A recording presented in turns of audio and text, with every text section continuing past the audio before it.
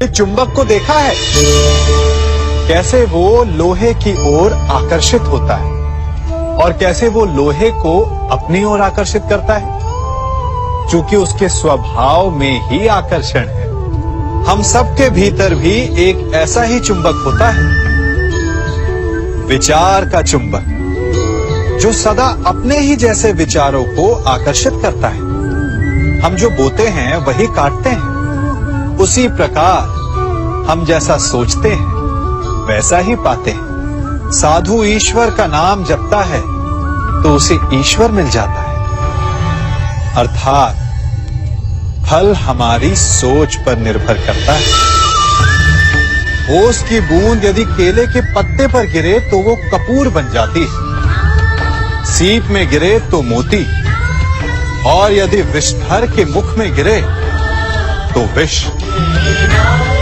बूंद एक है परंतु उसके प्रारब्ध भिन्न है, क्योंकि उसे आकर्षित करने वालों का व्यवहार भिन्न है। इसलिए यह आप पर निर्भर करता है कि आपको भविष्य में विष चाहिए या अमृत। स्मरण रखिए, हम वही बन जाते हैं जैसा हम सोचते हैं, जैसा विश्वास रखते हैं। यह आपका विश्वास ही है जो ये निर्धारित करेगा कि आपको विष मिलेगा या अमृत। इसलिए अपनी सोच को सुदृढ़ रखिए, सकारात्मक रखिए, और फल भी सकारात्मक ही आएगा।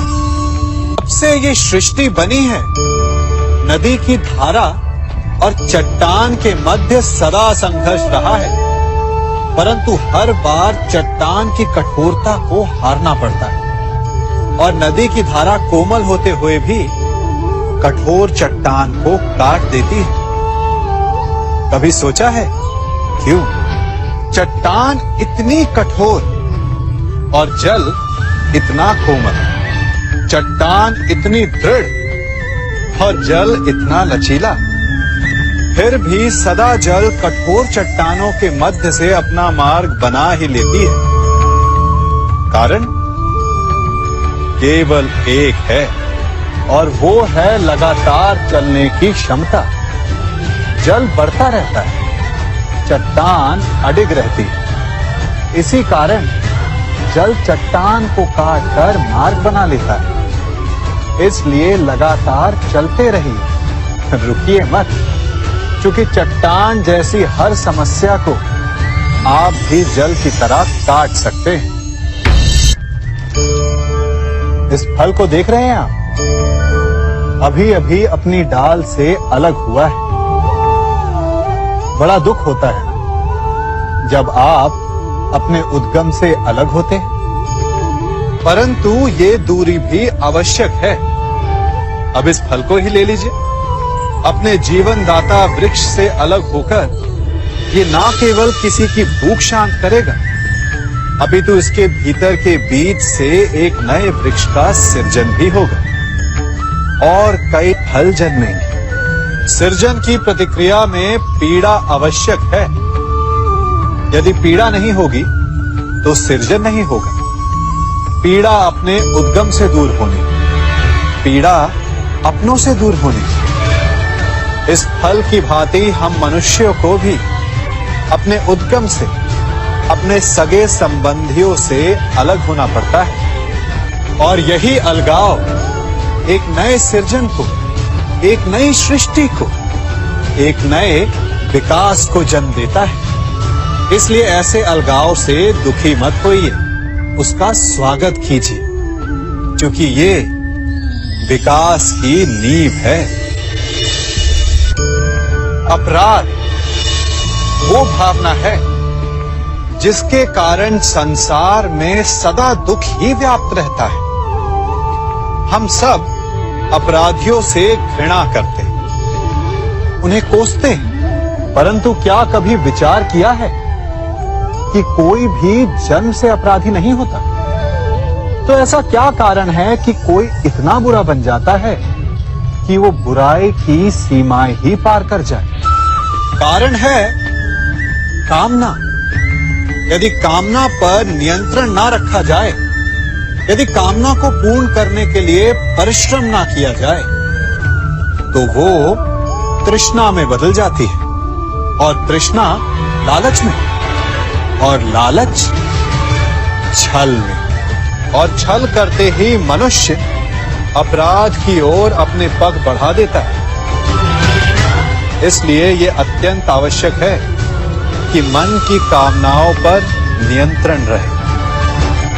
यदि मन पर नियंत्रण रहेगा तो अपराध पर स्वयं ही नियंत्रण हो जाएगा। हम सबका मन करता है कि हम जीवन में ऐसे शिखर पर पहुंचे जहां हमसे ऊपर कोई ना हो, जहां हमें कुछ करने की आवश्यकता ना पड़े, है ना? कुछ लोग इस शिखर पर पहुंच भी जाते हैं, परंतु उनका मन सदा विचलित रहता है। इतनी मनोरंजक बात है ना कि जिस विश्राम को पाने के लिए हम इतनी मेहनत करते हैं, इतना परिश्रम करते हैं, वो हमें मिलता ही नहीं। कारण स्वयं सोचिए, वन का राजा होने के पश्चात भी सिंह को अखेट के लिए परिश्रम क्यों करना पड़ता है? सोचिए, मैं बताता हूं। क्योंकि राजा होने का अर्थ ये नहीं कि वो सदा सोता रहे और मृग स्वयं उसके समक्ष आकर कहेगा कि आइए महाराज, मुझे खाकर अपनी भूख मिटाइए। तो समझ लीजिए, कार्य आपके परिश्रम से संपन्न होते हैं, केवल कामना से नहीं। यदि आप नीचे हैं तो सदा स्मरण रखें कि आपका परिश्रम ही आपको ऊंचाइयों पर ले जाएगा, और यदि आप ऊंचाई पर हैं तो वहां पर भी रहने के लिए आपको निरंतर परिश्रम करते रहना होगा। अर्थात परिश्रम से मुक्ति नहीं है, क्योंकि परिश्रम ही जीवन है। सबसे अधिक महत्वपूर्ण क्या है? जीवन, या जो जीवन में पाया, यात्रा, या यात्रा पूर्ण करने के बाद पाया गया लक्ष्य, कर्म या उसके फल? बहुत ही महत्वपूर्ण परंतु विकट प्रश्न है ना? परंतु तनिक धीरज से सोचेंगे तो इसका उत्तर अधिक कठिन नहीं है। यदि जीवन यात्रा है तो उसका लक्ष्य क्या होना चाहिए? स्वयं सोचिए। मान, संतान, धन? नहीं ना। अंतिम लक्ष्य है परम आनंद, और ये अचानक से नहीं मिलता। इसे पाने का केवल एक ही उपाय है, और वही आपका कर्म है, वही आपकी यात्रा भी, और वही आपका प्रारब्ध भी है। और आपको कौन बताता है कि आपके लिए सही क्या है? वो है आपका मन, जो मस्तिष्क की भांति हानि और लाभ नहीं सोचता, जो आपको ये बताता है कि शुभ किसमें है, संसार का कल्याण किसमें है, आनंद किसमें।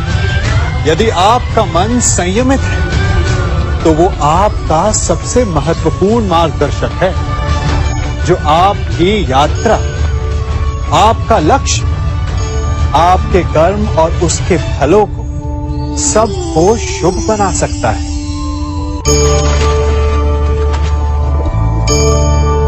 इन पक्षियों को देख रहे हैं आप? इनका उड़ना वायु में इतना संतुलन मुक्त कर देता है ना? इन्हें उड़ते देख आपके मन में भी इच्छा होती होगी कि इन्हीं की भांति आप भी स्वतंत्रता से उड़ पाएं। ईर्ष्या होती है ना, जब आप इन्हें खुले आकाश में ऐसे विचरण करते देखते हैं। पर कभी सोचा है, इस उड़ान को, इस स्वतंत्रता को पाने के लिए कितना परिश्रम, कितना अभ्यास किया होगा इन्होंने? आकाश में उड़ने से पूर्व धरती पर कितना गहन परिश्रम किया होगा इन्होंने? इनके माता पिता ने पहली बार जब इन्हें पंख फड़फड़ाने को उकसाया होगा तो कितनी बार गिरे होंगे।